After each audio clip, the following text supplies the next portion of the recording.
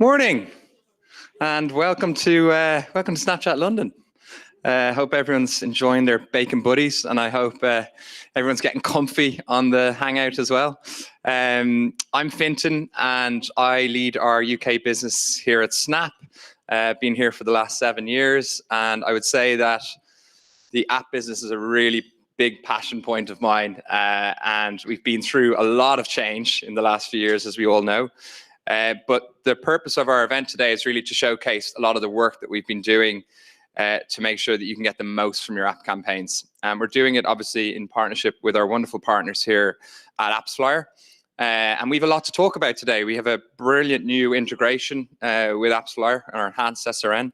And we also have amazing momentum in our product roadmap for our apps business, which we want to bring you all through. What I love about app marketers is the willingness to try everything, break things. The group that are here and representing the industry are super scientific, always at the bleeding edge. So I hope that you can get a lot from the content today and in follow-up. So let's get into it. Pass it over to Andrea from AppsFlyer. Cool, thank you. Everyone can hear me okay? Excellent. All right, so let me make sure I can work this. All right, cool. So yeah, again, thanks for everyone that did join us today. And we know it's a really busy period leading up to Christmas. So big thanks to Snap as well for hosting us in this amazing new space. Really happy to be here. So yeah, my name is Andrea. I look after the strategic partnerships at AppsFlyer in the EMEA region. And I work really closely with Snap really to ensure our integration is helping advertisers to accelerate their mobile growth.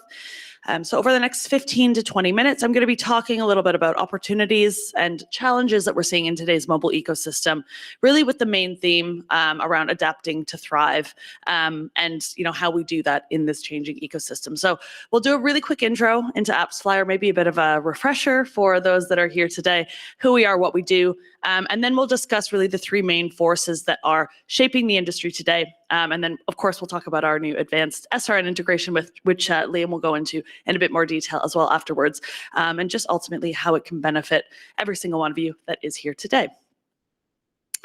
Cool, so who are AppsFlyer? So we are the leading MMP or mobile measurement partner in the industry. We work with over 14,000 brands, also 11,000 integrated partners, which is more than any of our competitors in the space. And our partner development team, so this is the team that I'm sitting on, we're ultimately responsible for looking after every single one of those partners, really making sure that we have the best integrations in place to help support our customers. So Snap is a really great example of a strategic partner that we've been able to do really cool, innovative stuff with, like our advanced SRN integration. With the largest scale and with the most partner integrations in place, this is why we're able to offer really accurate measurement across different marketing channels with 100% unbiased independent measurement, which we know is so important. So if you're running campaigns to drive users to install your app or to engage with your app, this is really where we can provide you that full funnel picture of your activities.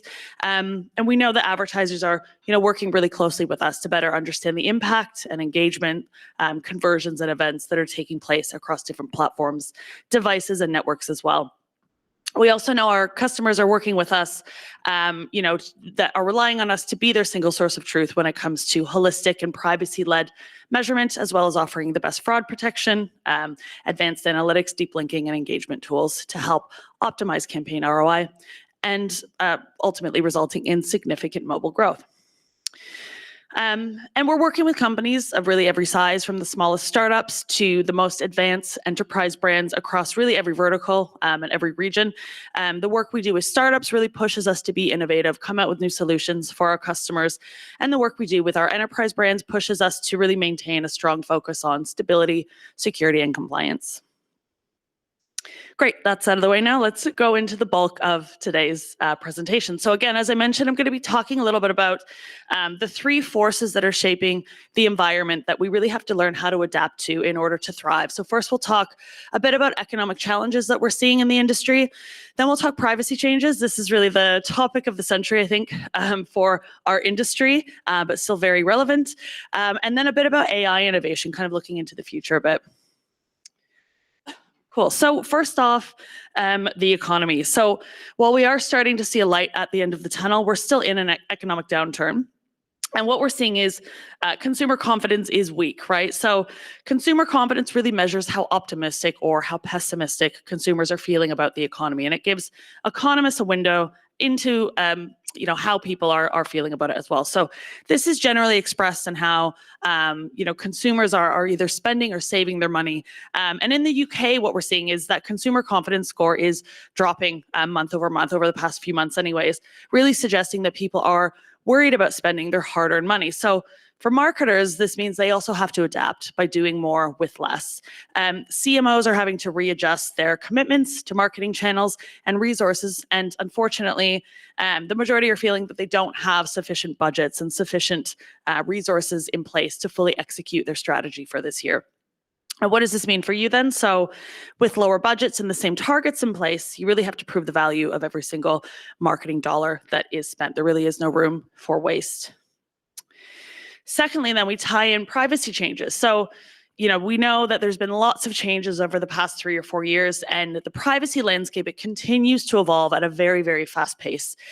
We've seen, again, numerous changes, but really even in the last year alone, the changes we've seen there. So, Scan, right when we thought we knew everything about SK Ad Network, Scan 4 comes along, and then Scan 5 is slated for release in 2024. So while these are welcome changes, to help get a bit better measurement with SK Ad Network, where it is very limited, it's still, again, a learning curve for all of us. We also have additional data protection restrictions in Europe and across multiple states in the US. And then, of course, we have Google Privacy Sandbox that's looming. So that'll be released next year. And, we want you to continue working with your reps at AppsFlyer for that sort of learning curve as well. But what do these privacy changes then mean for you? Well, firstly, we know it creates a lot of complexity for businesses. It increases resource requirements and of course, creates a lot of fragmentation for businesses, ultimately driving up cost. And then what do we get back as a result? We get a loss of signal and limited growth. And that, again, ends up costing more. Third, we tie in the introduction of AI. So, I think every business really has to acknowledge this reality and consider how they can use AI to their benefit. AI innovation also has accelerated at a very rapid pace. And one thing we know for certain that it is here to stay. So, there's not a single business that can really ignore this fact. And we really need to think carefully about how, we'll leverage AI to our advantage, or unfortunately, we will fall behind. AI-powered measurement, it's not a new concept, but in recent months, it's become very intertwined with our personal lives. Everyone's really using it now. So the questions we're all asking ourselves is, how can AI enhance our business? What tools should we be using? What are my competitors doing? How is my data going to be exposed? So tying in those, privacy concerns that we talked about before as well. And should I be using it? Do I actually need to use it? And I'll talk a little bit more about AI and what we're doing in the space in a couple slides from now. So with all that said, this really begs the question then, how do we adapt? With so much uncertainty, there's so much pressure in the market, how do we actually move forward and lean into these challenges? And, with any crisis, we know that there are unfortunately going to be some that fall behind, but then again, others will lean into these challenges and succeed. So through the ups and downs of economic cycles, we've really seen brands that have struggled, and again, brands that have adapted and thrived. Now, some of the brands that we all grew up with and we loved, they weren't able to adapt, unfortunately. So if we look back to the recession in 2008, going back a few years now, if we talk a little bit about Blockbuster. So Blockbuster's inability to adapt to the changing market, its poor customer service, its lack of tech innovation really caused their overall downfall. Now, meanwhile, at the same time, Netflix was on the up. So Netflix did all of this a lot better. And more importantly, they really understood their customers' new reality. And as a result, they've seen this rise to greatness over the last decade or so. Now, if we fast forward to the pandemic in 2020, we've also seen some really long established high street brands like Topshop, for example, close their doors for the last time. But again, at the same time, brands like Shein tripled their sales in the pandemic to $30 billion a year. So how were they able to do this so successfully? So they were data-driven and they moved very fast. They actively analyzed their paid user acquisition data, allowing them to see the trends of what their customers were looking at and act accordingly to meet that customer demand. So this is just a few examples of recent adaptation. And time will tell who the next generation of adapters will be. Maybe it'll be one of you or some of you that are here today, and we'll have some nice success stories to tell in a couple years' time. Of course, it's not only our customers that are adapting, but of course, AppsFlyer is adapting as well. So I'll take you through a few examples of how we're adapting to our advertisers' changing needs. So, of course, privacy changes has been a huge focus for us over the past few years, and we've completely reinvented attribution for the era of privacy on iOS. So, for those of you that have been working with us for the past few years, you'll know that we've launched a number of different solutions for SK Ad Network, Conversion Studio, SSOT, or Single Source of Truth reporting, also predictive analytics to ultimately help our customers measure, optimize, and report on their iOS traffic through SK Ad Network's limitations. But one thing we know, privacy is bigger than just SK Ad Network. So SK Ad Network really just scratched the surface. We know looking into the future that soon all collaborations that are done on the internet, they have to be done without sharing user level data. So this is where we've built a really unique and a powerful data clean room, and we've launched a privacy cloud suite of services to really future-proof your tech stacks. Now, the machine learning-based technology that we've used to build our data clean room, it's not just limited to privacy, but it also extends to AI as well. So only a few months ago, we launched the first measurement and analytics solution for ChatGPT plugins, and this allows advertisers to really capitalize on this technology as well. So technologies like ChatGPT, they're opening up lots of new opportunities to alleviate the pressure of stretched resources, as we mentioned before. Now, for example, we know advertisers are using ChatGPT to form ideas and to enhance existing content and really using it to complement human creativity and accelerate output. For app marketers, though, it's a really new and exciting playground. So the real game changer for the app success are the ChatGPT plugins, which allow users to interact with other services through its interface. So with these plugins, users can already query services like Expedia, Kayak, Shopify to get real-time answers from these data sources without leaving the OpenAI's platform. So we recognized this potential very early on.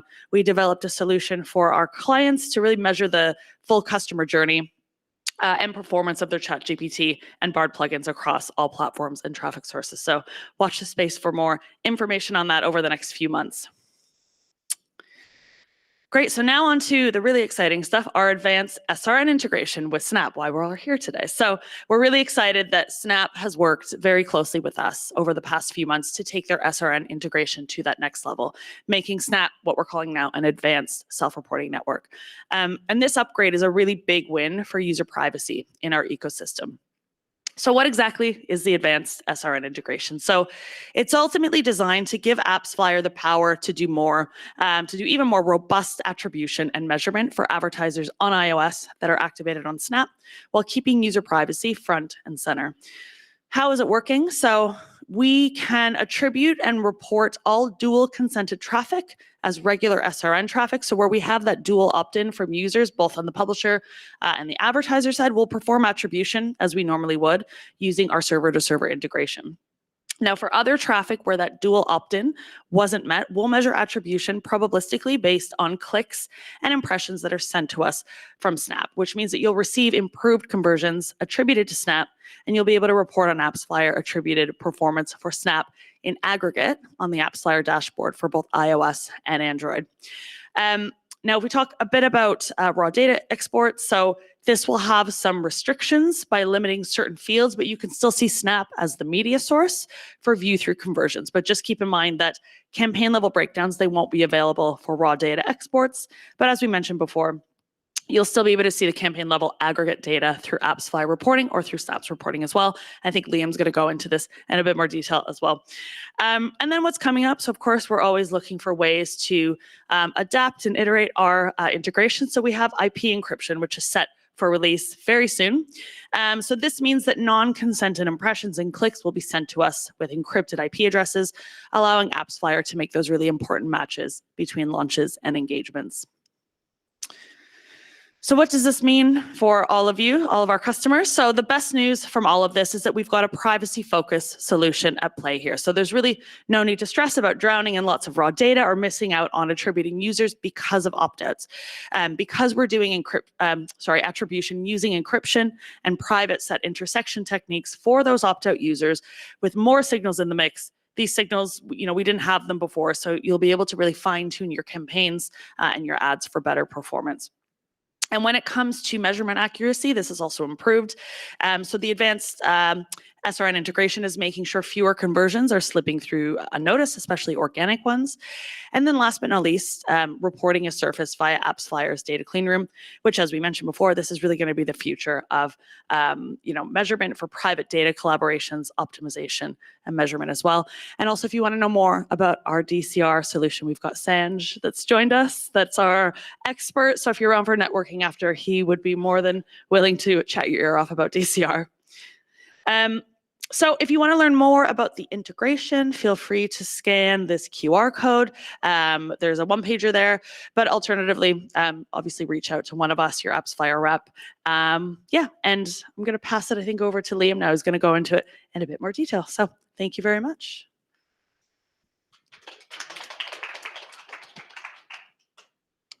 Thanks very much, Andrea. Some very exciting stuff there. So now moving on to the Snap section of this event. So to introduce myself, my name's Liam. I'm a product marketing manager here at Snap, based in London, and I cover direct response solutions and as well as app solutions.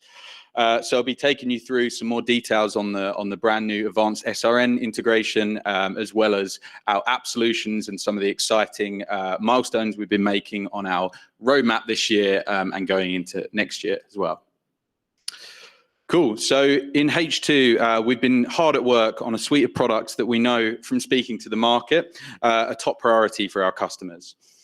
In the app space, as you can see there, this includes advanced SRN, of course, but to name a few, this also includes value optimization, 7.0 delivery optimization window for app goals, new app event GBBs, custom events that can be used for measurement, targeting, and soon optimization, scan for support, and generally speaking, better scan reporting in Ads Manager, as well as a host of new exciting updates coming in H5. So first and foremost, I'd like to take this opportunity to kind of double down on Andrea's presentation and talk about our integration with AppsFlyer for advanced SRN and some of the benefits we see from the Snap side. So we've been making strides in advancing our third-party measurement this year, as we know that in a post-ATT world, advertisers rely on different sources of attribution and reporting. Many of them reference MMP's own modeling, which is a combination of deterministic and probabilistic as the source of truth. So we need to make sure that Snap is showing up strong in MMP reporting. Historically, Snap has been an SRN, as we've talked about, self-reporting network. However, on September the 13th, we introduced our new integration with AppsFlyer to transform us into an advanced SRN, helping to provide advertisers with a more complete picture of the media spend and the media that Snap is driving for them. Along with this, we've also announced new log level restrictions on third-party measurement, which is a new privacy measure we've taken and currently only applies to AppsFlyer, but we're going to be rolling out this to other MMPs as well. So we'll be going through that in some more detail. So previously, Snap status as an SRN meant that AppsFlyer was only able to report on dual opt-in deterministic Snap users, and therefore our performance was not fully reflected. Our performance was not fully reflected, which has led to other platforms winning attribution and restricting advertisers' ability to really measure ROI accurately and effectively. As you're now aware, we now allow for the passback of additional Snap data where opt-in was not met to be used by AppsFlyer for probabilistic attribution in a privacy-centric way. So advertisers can now run either scan or non-scan, in other words, advanced conversion campaigns, and use these additional attributions in addition to dual opt-in traffic to really help realize the full potential on Snap campaigns. Since the rollout, after 1 month, we observed globally an 84% increase in total conversions, and looking at iOS alone, 150% increase in installs. So we've seen a huge 41% decrease in CPIs as well on AppsFlyer since the change. So some really exciting changes there. If you're integrated with AppsFlyer, it's important to note that you'll be automatically benefiting from this solution if you're spending on Snap. But just a couple of things to call out here is that you will be receiving these attributions automatically for click-through conversions, but for view-through conversions, you will need to switch on view-through attribution via probabilistic modeling in the AppsFlyer dashboard. And we also recommend advertisers enable a partner toggle there, as you can see on the right-hand side, called Add Network Permissions, which really helps advertisers Snap to receive these conversions for the purposes of internal reporting and troubleshooting. Cool. So it's important to call out as well that the impact of this solution really depends on what you look at to measure success, meaning that customers who look at the AppsFlyer overview dashboard or the single source of truth dashboard for measuring success will benefit most from this solution.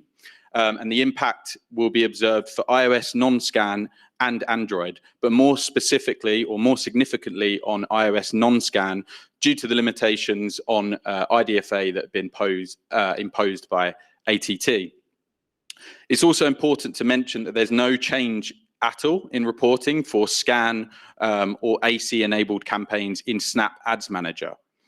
Advertisers using AppsFlyer's data clean room, as Andrea mentioned, will also benefit from this, as they'll be able to gain more restricted user level data for privacy preserved aggregate reporting insights. So previously, advertisers could go into their MMPs and export all attributed Snap Ads data at user level to their BI tools, and advertisers could use this information to enable sophisticated measurement and targeting. Bundled with the rollout of advanced SRN, Snap is now applying privacy-enhancing restrictions to log-level view-through conversions data, which means that raw data exports from MMPs will be limited and certain fields will be obfuscated for view-through conversions only. By limiting sharing of view-through conversions in raw data exports, advertisers can see Snap as the media source for these conversions. However, they just won't be able to see campaign-level breakdowns in order to analyze campaign-level metrics in their internal BI. They will, however, still have the campaign-level aggregate data in AppsFlyer and Snap reporting, as we mentioned earlier. So we have a table here to help visualize this a bit better. As you can see, the previous state allowed for the raw data export of deterministic data only. And as a result of this change, advertisers can now benefit from the raw data export of probabilistic click-through data, but their view-through data will be obfuscated at campaign level and as seen in the raw data export example at the bottom of the screen there. However, they can still look at performance for Snap as a media source in their data export and use that for cross-channel comparison. So nothing will be changing there. These limitations are similar to other comparable platforms and really ensure that Snap performance is reflected in the most robust way possible within AppsFlyer attribution, while maintaining Snap's data policies and ensuring that we really limit data sharing on Snap to Snap users in order to sort of preserve that user privacy. So we've seen some great successes from the rollout of this solution globally, but I wanted to call out a couple of cases here. We have a mobile gaming advertiser and a real money gaming advertiser. On the first one on the left, with advanced SRN enabled alongside Snap's advanced conversion solution, this client, this mobile gaming client, saw significantly improved attributions for installs and purchases on AppsFlyer. The solution also opened up new optimization levers that previously weren't viable with Scan, such as our new purchase value optimization, which we'll talk a bit more about, lookalike targeting and retargeting as well. And they saw 69% lower CPI compared to Scan campaigns, 5 times increase in purchase attributed versus Scan campaigns, and then 100% ROAS attainment, hitting goals for their ROAS targets. And then for the real money gaming client, we've actually had a host of real money gaming clients that have participated, but one in particular was able to increase their Snap investment 3x year over year whilst hitting its CPA goals. And these improvements were observed in both install and post-install attributions and therefore cost efficiency. So some really great results there. Cool. So now we've talked about advanced SRN, we're going to jump into Snapchat app solutions and talk about some of the exciting milestones we've made this year and some of the beta testing opportunities that we have going into, in Q4 and going into Q5. So firstly, starting off with story ad tiles in the Discover feed, users that click into the tile will open up a full screen interstitial where they can engage with a CTA, as you can see on the left there. Recently, we introduced a new experience with a CTA button on story ad tiles for app and web attachments across all objectives. So for example, install, conversions, and catalog sales, which drive users directly to take action from the tile, as you can see there on the right, without opening the actual interstitial. We don't have public case studies on this just yet, but internal results have seen some really positive improvements on click-through conversion rates with this new feature.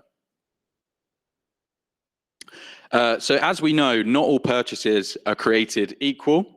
Many advertisers want to reach customers who buy higher priced items or spend more on a single transaction, which can lead to better LTV or ROI on their performance. We currently have our Pixel Purchase GBB, which is optimized for lower funnel, but perhaps more suited to the cost per purchase KPIs. It really aims to drive purchase in volume. But we are now introducing an exciting new product, which is our Purchase Value GBB, or otherwise Value Optimization for app, iOS, non-scan, and Android. And this allows advertisers to drive better performance by optimizing towards high-value users, and it's more well-suited to advertisers, particularly with ROAS KPIs. We've been in a beta for this product in Q4, and we've seen incredible demand, and we're really expecting a further ramp up in Q1 with general availability for this product expected sometime in H1 next year. So this is looking set to be one of our most exciting launches of next year. We've also found that advertisers in verticals like gaming or tech, or in general in-app advertising monetization models, really want to use app event optimization to increase not only installs but other optimizations that really help their business outcomes. And currently, Snapchat only provides 3 types of app event optimizations, which is sign up, add to cart, and purchase. We're now in a beta to introduce 3 new events for app optimization, which include Ad View, Level Complete, and Achievement Unlocked for iOS non-scan and Android. So if advertisers are sending us these events in volume through an MMP or CAPI integration, they'll be able to participate in the beta. And we've seen some great early results, particularly for advertisers in the casual and hyper-casual gaming verticals who are really able to effectively use these events as proxies for ad revenue or in-app purchases. So optimization windows, just to define what this is, this communicates with the ads delivery system to determine which event should be taken into account when serving ads to a Snapchatter. So previously, our default optimization window has been 28-day click, 1-day view, otherwise known as 28-1. In H1, we launched our brand new 7-0 delivery optimization window. So that's 7-day click, 0-day view.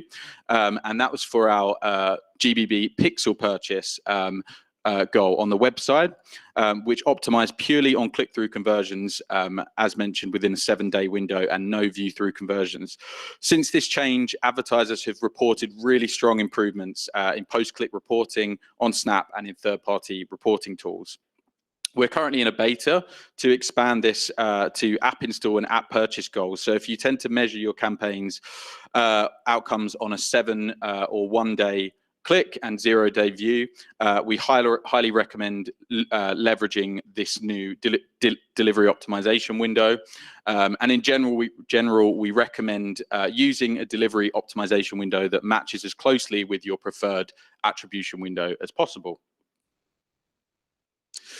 So we know from working with advertisers that customers really need to know the difference between their different types of conversions in order to better understand their own customer base and refine their marketing strategy. So, for example, a retailer may want to pass through specific brands to track individual conversions from those brands. For example, if a purchase was driven by a Nike or an Adidas, or maybe a restaurant wants to pass the delivery method to understand online versus in-store. Another example is if a brand wants to pass through client status for new, existing, or reactivated customers. So in H2, we are in a beta with custom conversions where advertisers can create up to 100 events per app ID and use them for both measurement and targeting purposes and use those audiences to target. And in H1 next year, we're excited to roll this out for optimization. So not only will you be able to measure and understand your customer base better on Snapchat, you'll be able to collect a targeted user set, use that for targeting, and then optimize towards those specific custom conversions.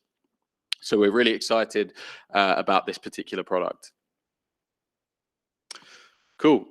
So as we know, talking about Scan 4, we know Scan 3 has provided several limitations when it comes to providing advertisers with the general visibility on attribution and reporting. And Scan 4, which was released in October 2022, introduces several new features to improve attribution for iOS campaigns and really helps advertisers to increase LTV and gain more campaign granularity. However, the progress for Scan 4 has been slower than anticipated, I would say, across the entire ecosystem. And while the percent of Scan 4 supported OS versions has increased quickly,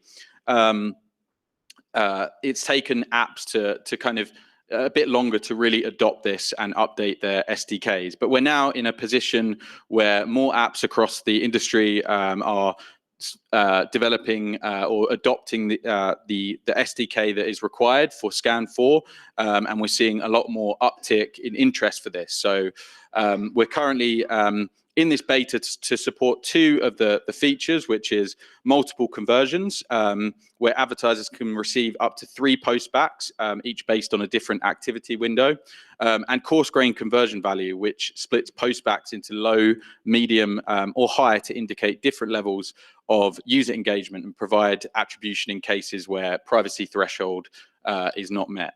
So Snap is supporting these features now in a beta, and if advertisers have updated their conversion value mapping and are running an OS version that is supported for Scan 4, they can partake in our beta, where early results are seeing comparable CPIs with Scan 3, but at least 20% lower CPAs. And we're also seeing that withheld or null rate is at least 17% lower on Scan 4, at around 6% instead of 20% or more. So some really exciting improvements there.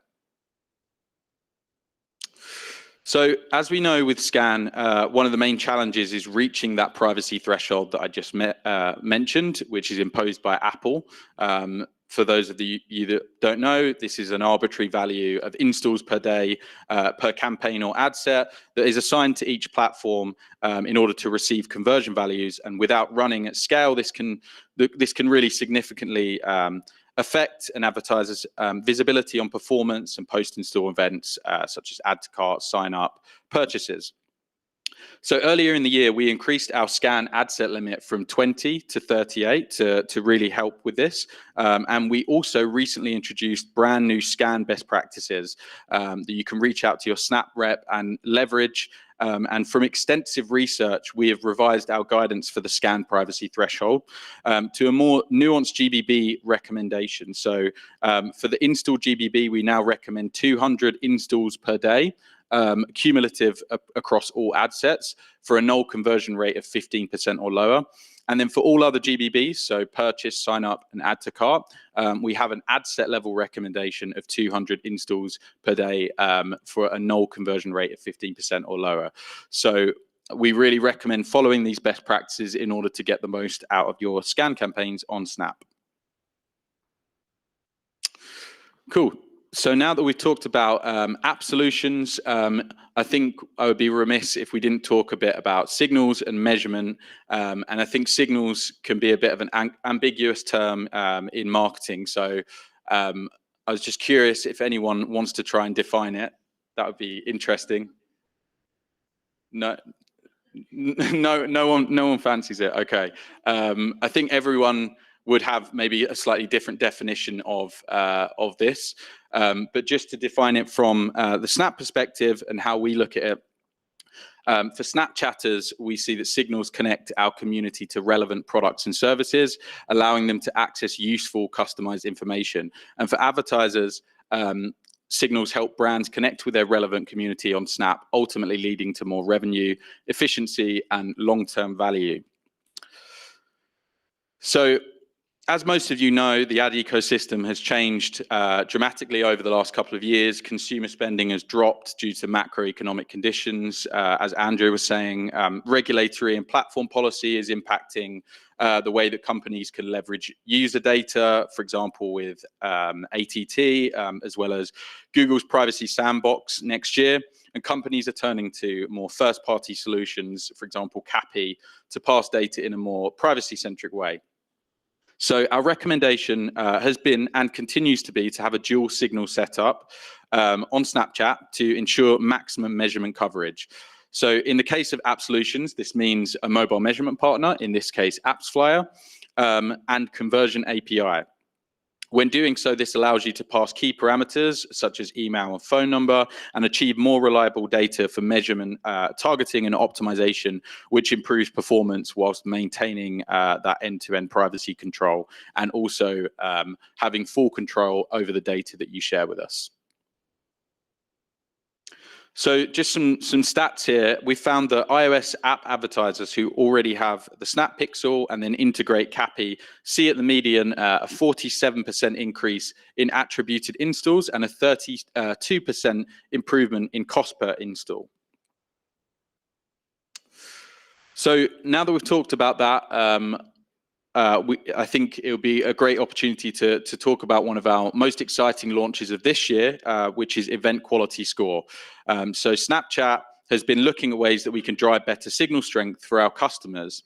And one of the newer offerings that we launched is this tool, which is a very powerful tool available for all advertisers directly in Events Manager on Ads Manager. So, and this indicates to you how effectively event parameters and identity signals are at matching conversion events back to a Snapchat account.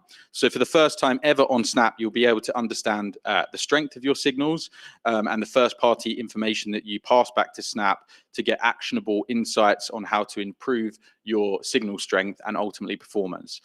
EQS is calculated as soon as we start to receive events through a signal source, and it's surfaced at the event level for all event types. So how do we calculate EQS? So this is a score out of 10 that is determined by the quality of the data we receive for that specific event source, event and integration source. And there are three main components to the score, as you can see there.